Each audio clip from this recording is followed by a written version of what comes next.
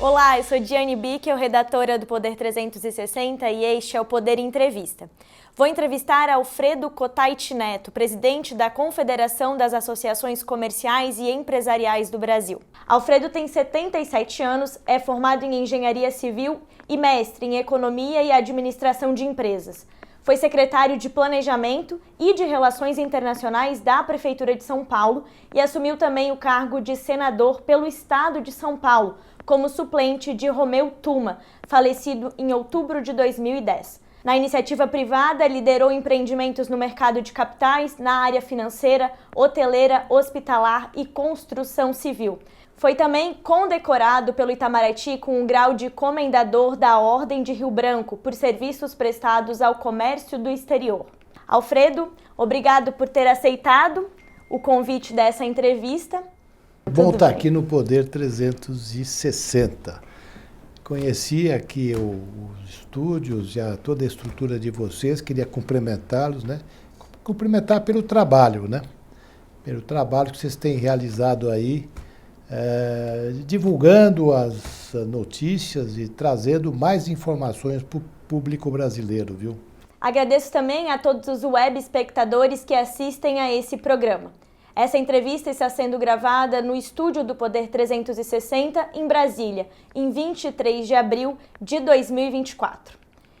Eu começo, Alfredo, trazendo um ponto que vem sendo discutido muito, em especial nos últimos meses, que é a reforma tributária. Foi aprovada.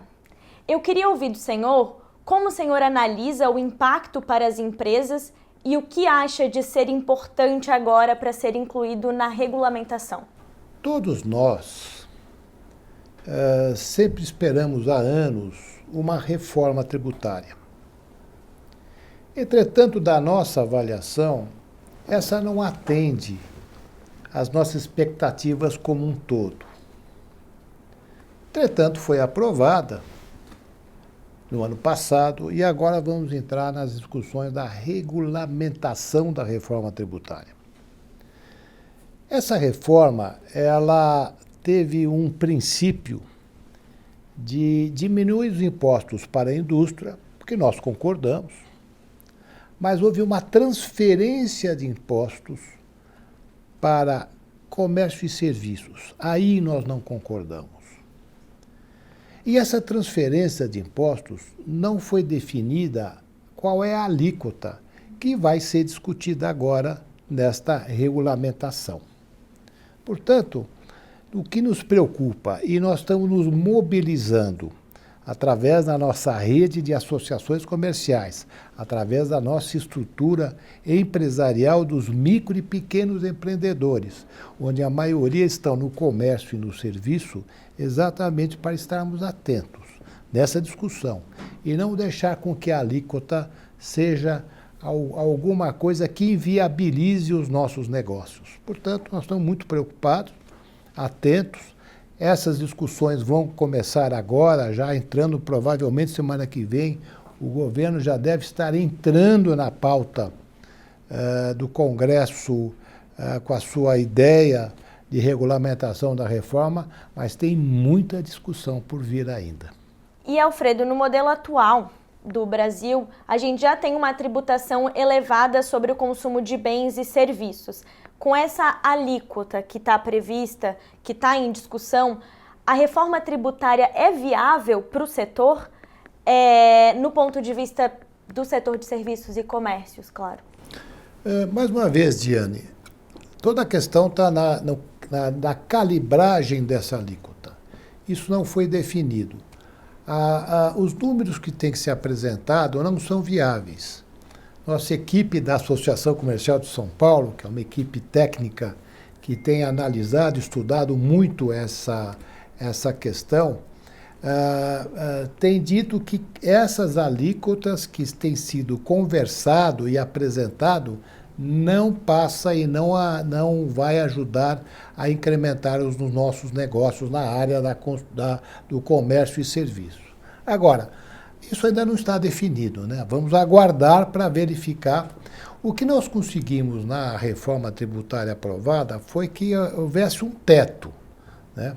É um teto limite, senão Se dependesse de deixar as coisas soltas, isso aí poderia atingir valores estratosféricos.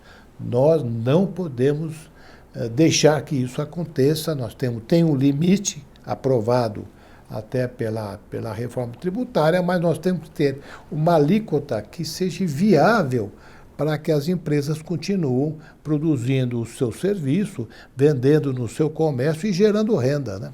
E sobre a tributação de produtos prejudiciais à saúde e ao meio ambiente, incluindo nesses, por exemplo, as bebidas alcoólicas, o que o senhor considera de positivo nisso? É positivo para o mundo dos negócios essa tributação? A tributação de bebidas alcoólicas, por exemplo, bom, esse é um tema, o que na reforma tributária ficou definida como uma tributação em separado, né? É um objetivo em separado desses itens específicos, como cigarros e bebidas, né? Eles têm um objetivo próprio que vão também ser regulamentados a partir agora dessa discussão. E é positivo que isso seja separado para o setor de serviços? É evidente que isso aí já tem um tratamento diferenciado hoje, né? Tanto bebidas como cigarros sempre tem uma tributação mais elevada e que dentro até dos padrões que hoje realmente é vigente na nossa tributação. Eu acho que continuará, mas eu acho que vai haver uma revisão exatamente de quais serão as alíquotas adotadas para esses dois casos. E o senhor falou anteriormente que o setor de serviços é abarcado, em sua grande maioria, pelos pequenos negócios, né? Qual é o impacto dessa alíquota para esses empreendedores? Há o risco, por exemplo, de a gente ver um aumento de falências e inadimplência a médio e longo prazo? Vamos entender como funciona, né? Quem presta um serviço, e hoje cada vez mais, ele é um prestador de serviço individual, que eu chamo do MEI, né? O MEI, o microempreendedor individual, cada vez mais cresce. O que ele está querendo é vender a expertise do seu serviço. Portanto, como ele está cada vez mais indo para um caminho de não estar mais vinculado à CLT, às leis trabalhistas vigentes hoje, mas sim com uma liberdade de poder ofertar o seu serviço e crescer, parte do MEI, e quer crescer através, contratando mais colaboradores, etc., se você tiver uma estrutura tributária que impeça isso, você está impedindo a criação e o crescimento de novas empresas e, principalmente, a criação de mais empregos e renda para o país. O que o país precisa é a criação de renda, é crescer a renda e, por isso, esse tipo de modalidade, que são os prestadores de serviços, são aqueles que têm a maior condição de gerar novas empresas e crescer, exatamente porque eles têm hoje, com essa iniciativa de iniciar a prestação do serviço através da experiência e da expertise que eles adquiriram durante os outros anos de trabalho. E a reforma tributária, ela é positiva para o cenário dos pequenos negócios? A primeira coisa que foi muito importante e positiva que nós conseguimos, é uma conquista nossa da reforma tributária, é manter o Simples. O Simples é a maior revolução tributária feita no país. E como nós conseguimos manter o Simples, isso foi um grande ganho. Agora, o que precisa é a gente dar oportunidades para aqueles que estão iniciando o seu serviço, iniciando a sua empresa, possam crescer. Eu tenho acompanhado, viu, Diane, muito, empresas que iniciam alguma atividade e, de repente, eles começam a crescer exatamente porque a sua prestação de serviço ou até um pequeno comércio, está tendo uma procura cada vez maior pela qualidade do serviço que está sendo emprestado ou pela forma da boa gestão no comércio como ele está sendo efetuado.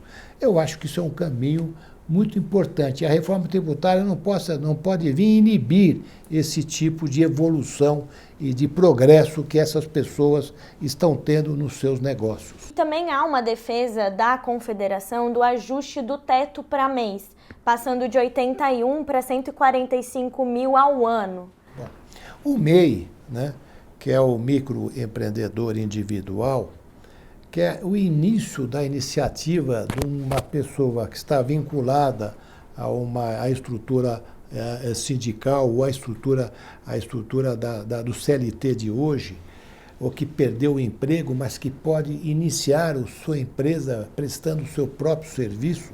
O MEI pode hoje, é considerado um MEI até o faturamento anual de 44 mil ano.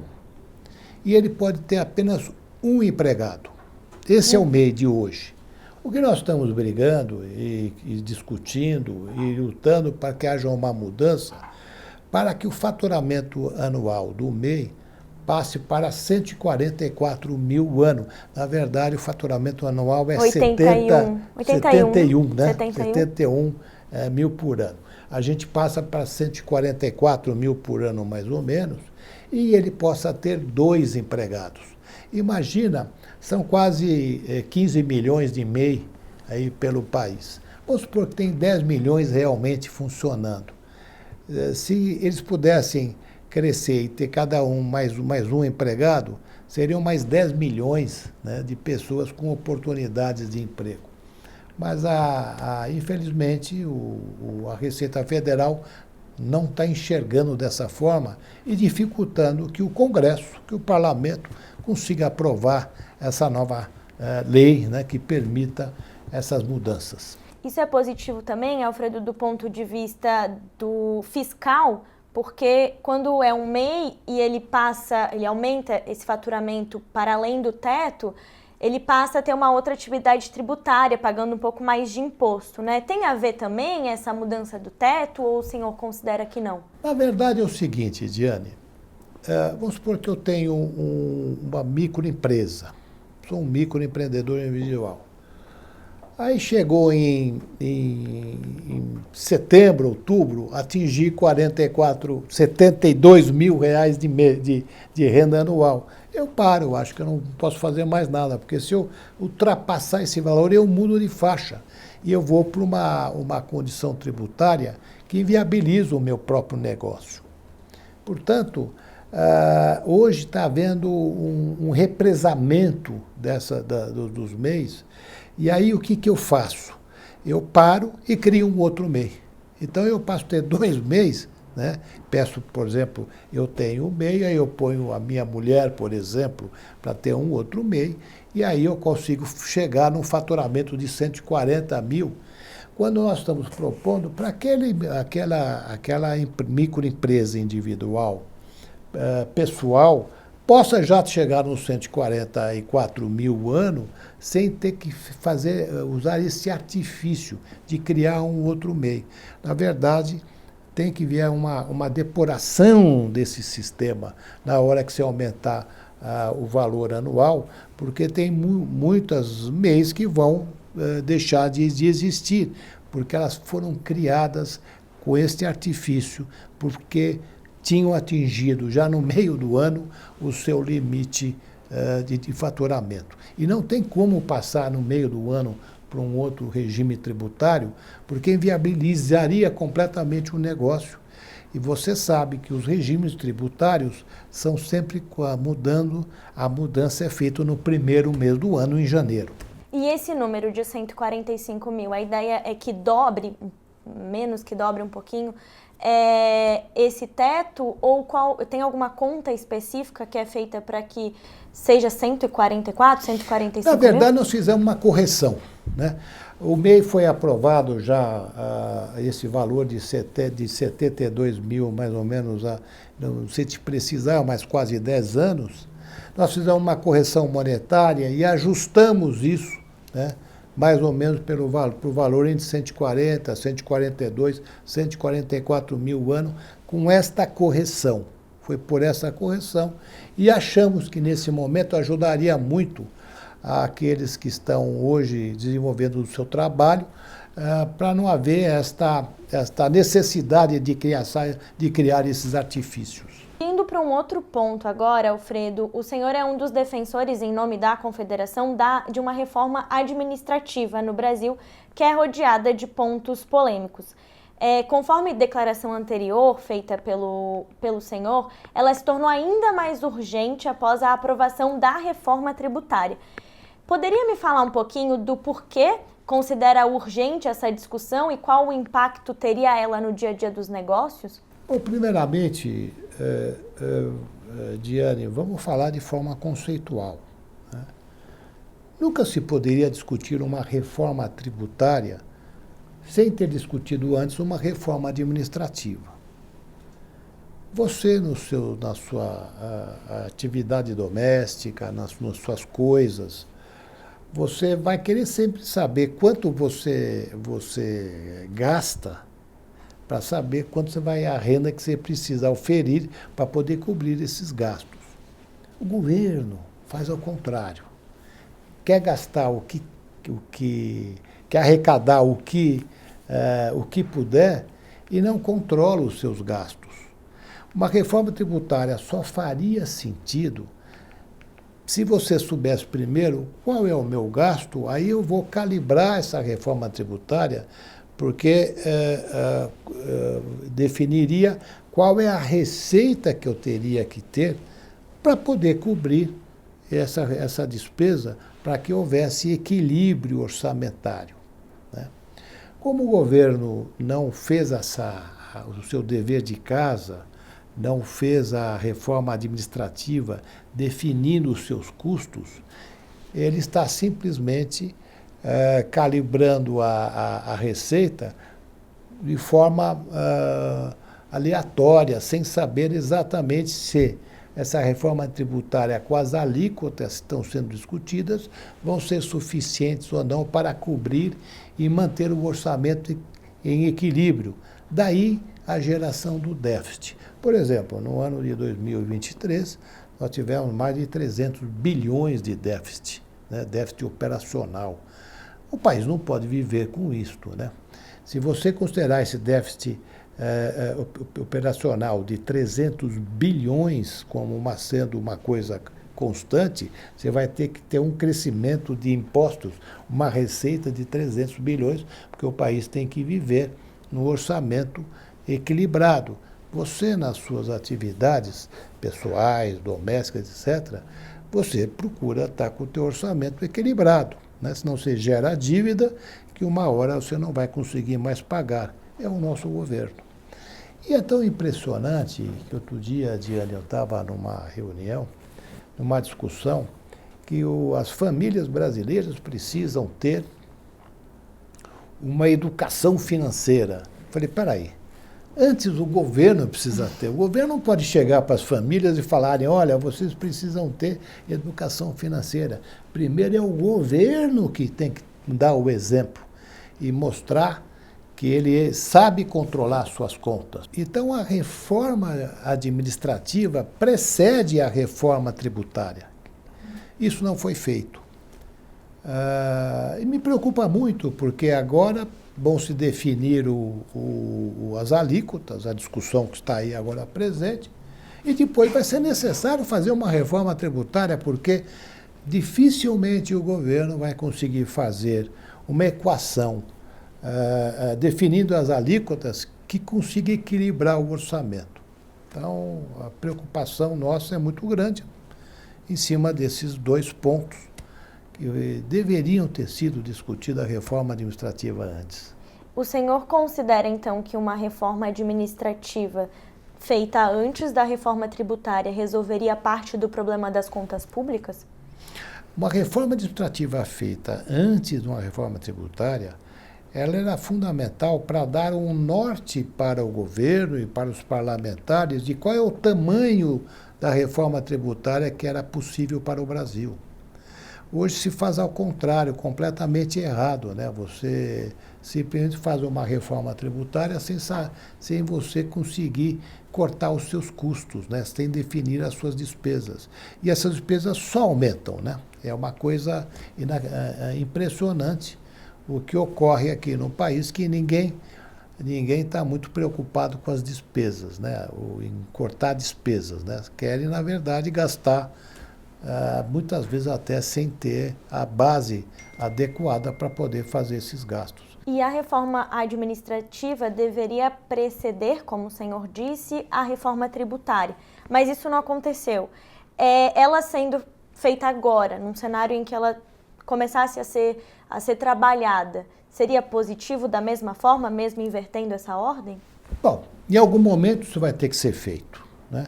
Então, o que tem que ser feito agora? Definindo as alíquotas, definindo como é que vai ser a nova reforma tributária, qual vai ser a arrecadação do governo, você pode ir, ao contrário, tentar fazer os cortes e definir as suas despesas. Mas não é o procedimento correto, mas é o que pode ser feito, né? E é pena porque tem uma reforma administrativa em curso lá no parlamento, mas que está paralisada e não houve vontade política de fazer desta forma. Enfim, a gente tem que ir convivendo com as coisas e tentando resolver a moda brasileira, né? E, Alfredo, um outro debate da Confederação é o funcionamento do comércio em domingos e feriados. Há uma declaração da entidade contrária ao fim desse funcionamento. Temos uma dimensão, Alfredo, do quanto isso poderia vir a impactar na economia, especificamente no setor de negócios? Eu não sei por que voltaram com esse tema. Nós tivemos um grande avanço com a reforma trabalhista no governo do Michel Temer. E adicionado a isto, nós tivemos a aprovação da Lei da Liberdade Econômica no governo anterior do presidente Bolsonaro. Bom, de repente, né, isso foi um ganho muito grande para a sociedade, né, Diane, porque vamos supor que você queira fazer uma compra e você está aqui trabalhando no Poder 360 todos os dias, tal, mas chega um fim de semana, você quer fazer uma compra e você vai às lojas fazer a compra que você necessita e essa loja que estava aberta aos domingos, né? Você vai usar o domingo para isso, onde você tem mais liberdade de escolher, de visitar várias lojas. Você vai no domingo a loja está fechada. Por quê? Porque agora, apesar de nós termos aprovado uma lei que o lojista pode abrir a qualquer hora, inclusive aos domingos, né? Está vindo um decreto dizendo que ele não pode mais abrir o domingo, ele tem que pedir autorização para o sindicato. Isso é uma medida retrógrada. Estamos voltando para trás. Vamos supor que você queira comprar um carro. Você acha que quem está comprando o carro e vai escolher, vai na segunda-feira, na terça-feira, no dia de trabalho, ou vai no domingo, que ele tem tempo, experimentar o carro? Vai no domingo. Vai lá, vai encontrar a loja fechada. Porque a loja tem que pedir autorização para o sindicato para abrir os domingos. É retrógrado. Estamos voltando para trás. É um absurdo. O comerciante precisa vender. O comerciário vive da renda da sua venda variável. Ele tem que vender. E o melhor dia para vender são os feriados e o domingo. Nas cidades do interior, que eu sei que você é de Santa Catarina, mas eu não sei se é de Florianópolis ou do interior, nas cidades do interior, que vivem muito do turismo, o melhor comércio é nos feriados, aonde vão as pessoas fazer o turismo nas cidades que têm essa estrutura. Nessas cidades, o comércio funciona e vende muito exatamente nos feriados. Então, nós vamos fechar as lojas aonde o comerciante precisa vender e aonde o comerciário consegue fazer renda na sua venda, porque ele é um trabalhador que vive de uma renda variável, né, das suas vendas. Não pode, porque tem que pedir para o sindicato. Mas que sindicato? Né? O Uber tem sindicato, quer dizer, os sindicatos funcionavam e tiveram o seu papel importante com as estruturas industriais, aonde havia Hoje, o trabalhador cada vez mais quer ser autônomo. O trabalhador hoje é muito mais criativo. Hoje a estrutura digital, no próprio comércio, né? Hoje você faz muito mais, depois da pandemia, né? Trabalhos em casa. De qualquer forma, o que eu quero te dizer é o seguinte: nós temos que ter a liberdade econômica. E qualquer relação entre trabalhador e empregador é direta, porque os casos são definidos caso a caso, né? É a loja de automóveis, as lojas de uma cidade turística, é o profissional liberal, ou seja, você precisa ter a liberdade de definir a sua regra trabalhista com o seu empregador. E não pode mais nós acharmos que o sindicato tem que se intrometer nisto. Isto é do passado, é retrógrado, vem lá do período do Mussolini fascista, né, que criou essa estrutura. O Brasil copiou, né, e eu acho que nós estamos voltando para trás. Nós somos radicalmente contra e estamos lutando para que esse decreto que foi já prorrogado, né, várias vezes, agora está indo até o fim de junho, ele não possa realmente valer. E nós temos que impedir que isso aconteça, porque não dá para você ter a liberdade econômica. É sua decisão se quer trabalhar ou não o domingo, não é decisão de um sindicato se vai você ter que trabalhar, autorização para trabalhar domingo. Isso é um absurdo. E, Alfredo, agora eu vou para um outro assunto, que é o parcelado sem juros. Eu queria ouvir do senhor qual seria a solução ideal para as empresas nessa discussão em que existem tantas manifestações contrárias das empresas quanto a isso. Diane, se não existir ou acabarem com o parcelamento sem juros, o comércio acaba. Eu vou falar que o comércio quebra, mas porque o comércio deixa de vender. Então vamos lá, são vários protagonistas nessa. Primeiro, o consumidor. O consumidor será o maior prejudicado, porque ele vai comprar menos. Se você acabar com o teu parcelamento sem juros ou diminuir demais essas parcelas. O comerciante vai ser prejudicado porque ele precisa vender, vai vender menos. A questão toda não está entre o comerciante e o consumidor. A questão está em quem fica para descontar esses recebíveis, que ficou com o sistema financeiro. Quem está reclamando do parcelamento sem juros é o sistema financeiro. Não é o comerciante, se precisar, amplia mais ainda o prazo desse parcelamento sem juros, o que o consumidor vai gostar. Então a questão não está entre o comerciante e o consumidor, está no sistema financeiro. São as maquininhas, aqueles que descontam os recebíveis, a taxa de juros e a taxa de inadimplência. Por quê? Porque quando você faz um parcelamento sem juros, que na verdade tem um juros embutido, mas isso é uma outra questão, o que acontece é que Ao descontar esses recebíveis, esses parcelamentos, porque o comerciante precisa do seu dinheiro para recuperar o seu capital de giro, ao descontar, alguém financiou isto.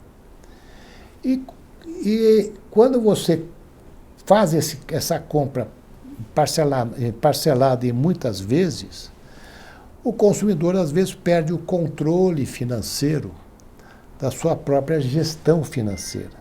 E aí aumenta a inadimplência. E aí a questão do Banco Central está muito preocupado com esta inadimplência, e isto faz com que a taxa de juros aumente demais. Porque o bom pagador paga pelo mal pagador. E hoje você atinge taxas de juros no rotativo, né, aquele que ficou inadimplente, que entrou no rotativo, acima de 400% ao ano. É contra isso que o Banco Central está lutando para verificar o que ele consegue para melhorar esse valor de juros, que é um absurdo. Porém, ele é decorrente desse processo. Estão se discutindo. O parlamento fez houve uma decisão do parlamento que colocou um teto na dívida dos inadimplentes até 100% da sua dívida. O Banco Central gostaria que diminuísse, junto com os bancos, diminuísse as parcelas. Os comerciantes querem alongar as parcelas. É uma discussão ainda que não está fechada. Nós somos a favor, estamos do lado dos comerciantes e do lado dos consumidores. Eu acho que é fundamental manter o parcelamento sem juros. Tem um juros embutido, não vamos nos enganar, mas é o dito parcelamento de juros, porque são parcelas iguais. Acho que para o consumidor é muito bom, mas o consumidor precisa passar a ter uma atenção maior para a sua própria equação financeira. Quando a gente fala de educação financeira, as pessoas têm que ter um pouco mais de cuidado quando fazer as suas compras, para não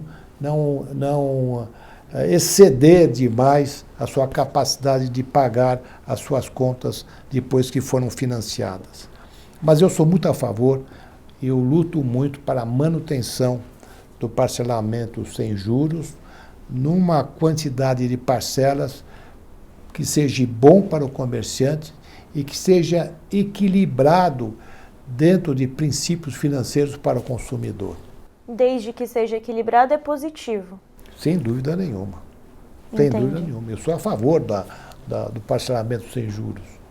Ou pelo menos da manutenção do sistema de parcelamento sem juros, com algumas alterações que possam diminuir um pouco essas distorções que ocorrem no sistema. Chega ao final essa edição do Poder Entrevista. Em nome do Jornal Digital Poder 360, eu agradeço ao presidente da Confederação das Associações Comerciais e Empresariais do Brasil, Alfredo Cotait Neto. Eu que agradeço, Diane, a oportunidade de estar falando aqui com seus web espectadores. Adorei essa sua colocação. Gostei muito de estar aqui no estúdio do Poder 360. Agradeço também aos web espectadores que assistiram esse programa. Essa entrevista foi gravada em 23 de abril de 2024 no estúdio do Poder 360. Para ficar sempre bem informado, se inscreva no canal do Poder 360, ative as notificações e não perca nenhuma informação relevante. Eu sou Diane Bickel, muito obrigada e até a próxima. Poder Monitor. Acesse agora e ganhe 30 dias grátis.